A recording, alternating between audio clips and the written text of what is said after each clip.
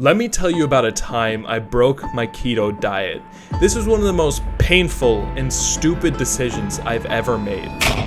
Should you do keto or intermittent fasting for weight loss? The internet seems split on which one is better. Intermittent fasting lets you eat during a small feeding window, which lets you get in less calories. Keto puts you in the famous ketosis state 24/7. Intermittent fasting lets you eat any type of food after you break your fast. Keto forces you to cut carbs completely, which is most of food. Intermittent fasting lost me 65 pounds in 4 months. Keto lost me 10 pounds in 2 weeks. Today we're gonna settle this debate, so make sure you watch the entire video. And if you're interested in one-on-one coaching where I create a personalized diet and exercise plan and then hold you accountable to it, hit the top link in the description to book a call with me. I originally found intermittent fasting when I was in high school and I weighed 265 pounds. I really wanted to lose the weight, and so I started doing research and I came across this channel called Keto Body. Even though I've just woken up, I won't eat for 8 hours. This increases fat mobilization, boosts mental alertness, and has profound health benefits.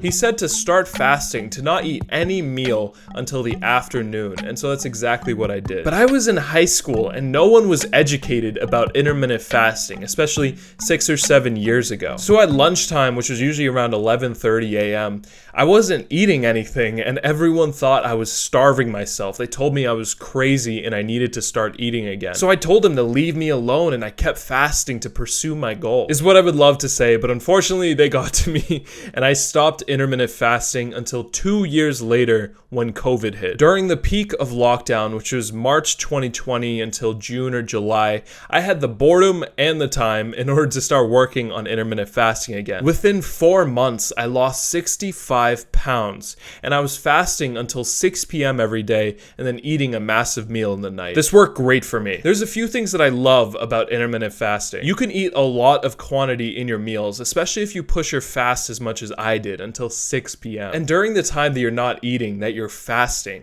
it feels really, really good, especially when you get past those first couple days when you still feel cranky and you feel really hungry. During this fasted period, you get the most amount of mental clarity and focus than you ever will. And socially, it works really good because you can still eat dinners with people. You can go to restaurants and fast until that restaurant meal and then just go crazy, which is amazing, especially compared to the keto diet. And let's get into keto a little bit before we go into the cons of intermittent fasting. In 2022, I was looking to lose a little bit more fat, but more than that, I was looking to get more mental clarity and focus, even more than I had during intermittent fasting. I was currently taking a course on making a marketing agency, and I found that the entrepreneur who made it followed a keto diet. They ate no carbs, which means no fruit, no rice, no sugar, no bread, no pasta. These are the foods that usually take up like half your plate whenever you're eating meals normally. And so I started doing it, and to my Indian mother, who usually cooks rice with every single one of our meals, she was devastated. But this time, I didn't actually fall for the trap of other people's opinions, and I actually stuck to the keto diet. I got really good at cooking meats and eggs during this time and creating different styles, like not just pan frying chicken breasts or scrambling eggs, but making different omelets, making different stir fries. And you're allowed to have about 20 to 30 grams of carbs on the keto diet. So that's when I would be getting in a lot of veggies in order to have fiber, or else you just can't digest this food.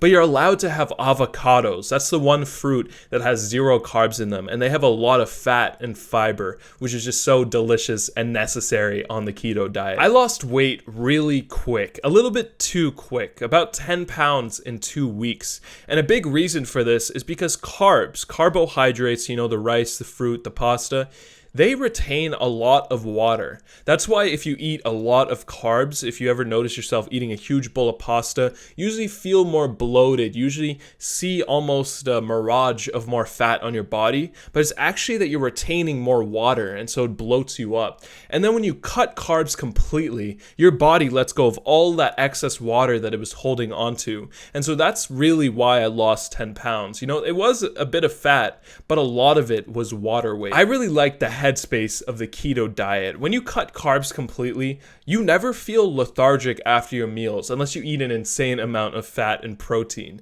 You usually feel relatively the same before you started the meal. You ever eat a huge bowl of pasta or a big pizza, and like an hour or two later, you end up just feeling kind of tired, you feel kind of stupid, and you can't get any work done, and you just kind of want to sit down and watch TV? This will never happen on the keto diet unless you eat like 3,000 calories straight in one meal. You will generally just be good to go. You can go work, you can go continue hanging out with people and just continuing on with your day as if the meal had no effect. My digestion felt really good. You would think that cutting fruit and cutting all these different foods would, affect your body, but this simplified diet actually made it really easy and predictable for my body to just let go of everything. And finally, my skin improved a lot and I felt a lot less inflammation, which was really nice to see. And inflammation usually means like no brain fog, no slight discomforts throughout the day.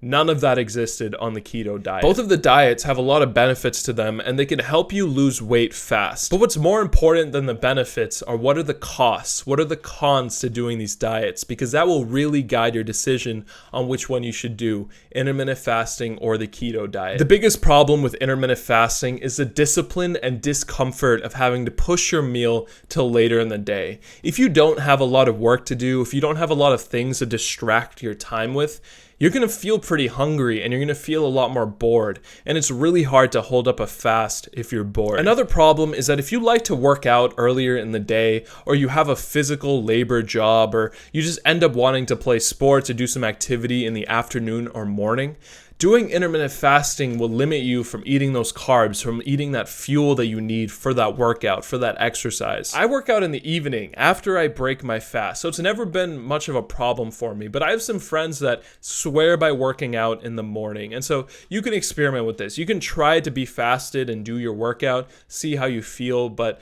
I predict that you might feel really hungry after, or feel a little bit miserable after you do an intense workout, and you would just want to have a meal after. It just feels right to eat after a workout. If you like sugar or milk or cream in your coffee, you're gonna have to cut that if you're doing intermittent fasting. The one caveat to this is that if you do a different type of fast where you eat breakfast and lunch, but then you stop eating there, and then you fast from 2 p.m. till the night until the next morning, then you could have your sugary coffee. But I find with most people that they prefer to just push their meal later because it's pretty hard to not eat dinner and just be able to go to bed, at least in my experience. One extremely important thing to consider about intermittent fasting is the fact that you don't have to cut carbs completely. And so let's say one day that it was the weekend, it was a Saturday or Sunday, and you've been working really hard, and for some reason you want to cheat on your diet. You want to go to IHOP with your friends, you want to just do this once in a while thing. Fair enough. You go to IHOP, you eat those pancakes, you eat the waffles, you go in on that breakfast. You'll feel like shit about yourself. You'll be like, oh, I broke my diet, like I cheated, but you could probably bounce back the next day. Your body will feel fine, It won't feel that much discomfort from it. Maybe because you're eating this unhealthy meal it will, but it's not that bad. You see, keto is a different story. Let me tell you about a time I broke my keto diet. This was one of the most painful and stupid decisions I've ever made. So I had a spike ball tournament coming up on a Saturday morning. If you don't know spike ball, it's like this newer sport. Go Google it. And we had this tournament from my college. And so I was going with about 20 people, and we were going to leave at around 5:30 a.m. because we had to drive a distance. And so we had to wake up at 5 a.m. I've been on keto for a couple months before this tournament, and that Friday night, I had this bright and amazing idea. What if I reintroduce carbs the night before this tournament? I eat this big carb dinner, and the next day I'll have this crazy amount of energy. My body will be like, wow, I've been on keto, I've been using fats all this time, I can use carbs now. So I decided to do it. That night, I went to a restaurant with my friends and ended up eating 1.5 pounds of breaded boneless chicken wings with a sweet sauce on them. So there's a lot of carbs in the chicken breading, and there's a lot of carbs in the sauce in these wings. I ate 1.5 pounds of them. Usually I could go and eat 0.5 pound of these types of wings, be fully satisfied. But me breaking keto, me just in the zone, how delicious it was to taste carbs after so long, I went in on these wings. It was delicious. My boys and me had a good time at this dinner. And so after we wrapped up, paid the bill, and I went home. I wanted to sleep early that night because I had to wake up at 5 for this tournament. And so I got into bed and I was laying there. And I felt this pit in my stomach. And it just felt like I didn't digest the food properly.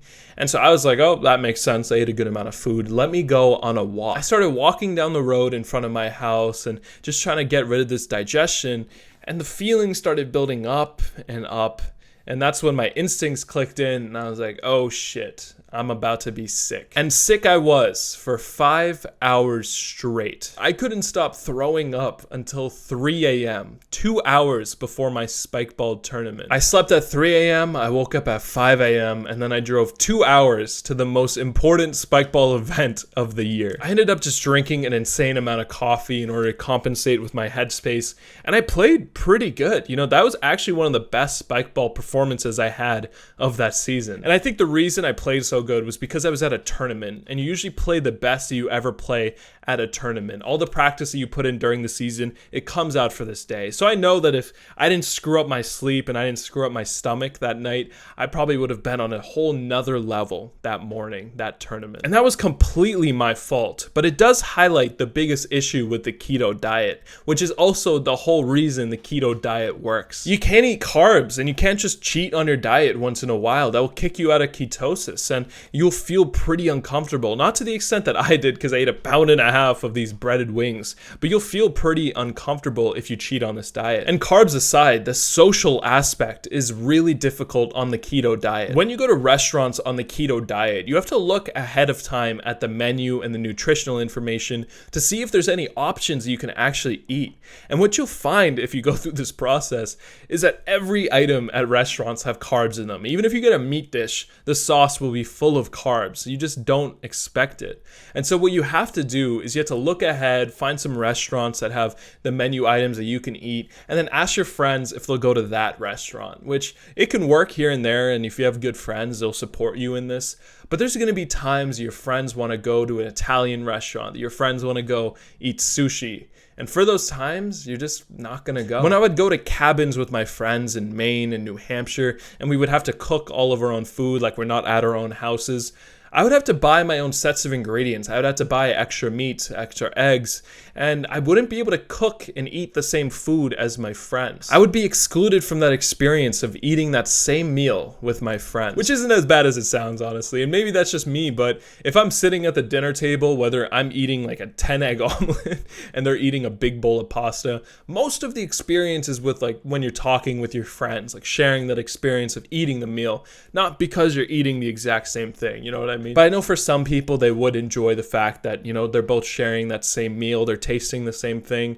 But if you're doing a keto diet, that's just one of the many sacrifices you have to make. And the last problem with the keto diet is the lack of gym energy. At least in my experience, it's never the same as having carbs right before your workout, whether you're lifting, whether you're playing a sport. The last time I got off a keto diet, which is around 7 months ago, it was because I wanted to eat carbs again just for the gym, just to have that insane, intense pump in the gym that I could push the heaviest weights I could, which I never was able to do on the keto diet. I was able to gradually increase my strength. I was able to make gains in the gym, but it was never the same, that feeling of just going super hard in the gym. It's never the same on the keto diet when you compare it to having fruit, when you compare it to having a pre-workout meal of carbs. So which diet is the best for weight loss? As you've probably seen yourself now, keto is a much harder diet than intermittent fasting. Cutting out all these foods like fruit, rice, pasta, and bread is one thing, but the social aspect is honestly where most of the discipline comes in. But it will melt fat for you. Usually it's carbs that cause us to gain weight in the first place, that cause us to spike our glucose and get into that state where we're putting on the fat. In a keto diet, you barely have to think about the fact that you're in a calorie deficit. You usually don't feel that hungry when all you're eating is protein and fat. Very satiating foods. If you stick to keto for months or even longer than that, you will 100% reach your goal. But if you're just interested in losing weight, and especially if you're new to trying out diets in general, definitely go with intermittent fasting. There's a lot of benefits with keto in terms of the mental clarity, the focus, the a low inflammation, but build up the discipline with intermittent fasting because it's a lot less severe if you fall off of it. If you have a cheat day here and there, you won't have this adverse reaction with your body. And if you want me to create a personalized meal plan and exercise plan and then hold you accountable to it through video calls, through constant 24/7 texting, go down and book a call with me and we'll see if we're a good fit. And if you got any value from this, please hit the like, comment, and subscribe button. It helps this channel and me a lot. And also watch this next video.